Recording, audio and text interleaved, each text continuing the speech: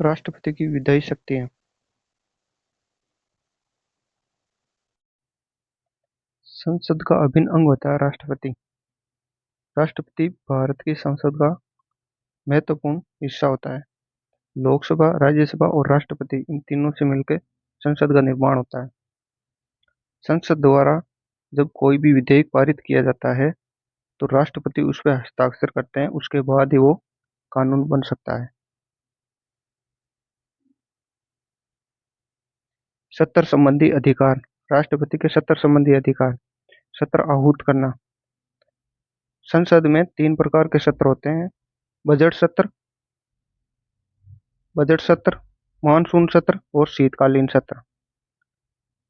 राष्ट्रपति संसद के दोनों सदनों में, लोकसभा और राज्यसभा को सत्र के लिए बुलाता है। ये राष्ट्रपति का अधिकार है। सत्रावसान करना।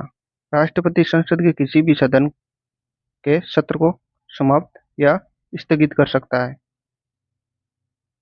लोकसभा भंग करना। राष्ट्रपति कार्यकाल पूर्ण होने से पहले ही लोकसभा को भंग कर सकता है। यह राष्ट्रपति का अधिकार होता है। यह राष्ट्रपति मंत्रिपरिषद की सलाह पर करता है। संसद में अभिभाषण। राष्ट्रपति को संसद को संबोधित करने की शक्ति प्राप्त है।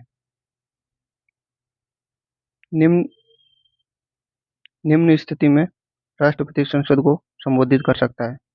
साधारण निर्वाचन के बाद, जब भी लोकसभा के चुनाव होते हैं तो उसके बाद नई लोकसभा का गठन के बाद प्रथम सत्र के प्रारंभ में लोकसभा में राष्ट्रपति लोकसभा को संबोधित करता है। वर्ष का प्रथम सत्र बजट सत्र होता है।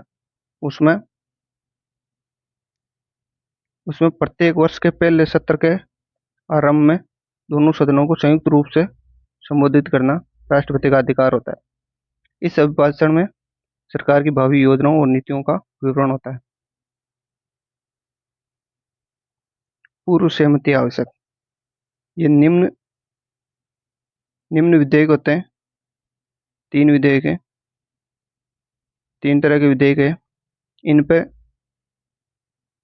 इन विधेयकों को पेश करने से पहले राष्ट्रपति की पूर्व अनुमति की आवश्यकता होती है।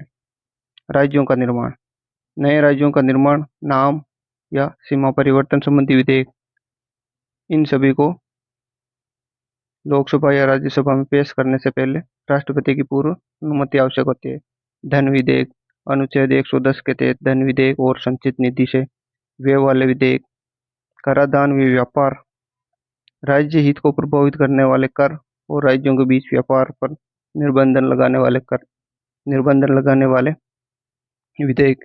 इनसे पहले राष्ट्रपति की पूर्व अनुमति आवश्यक होती है।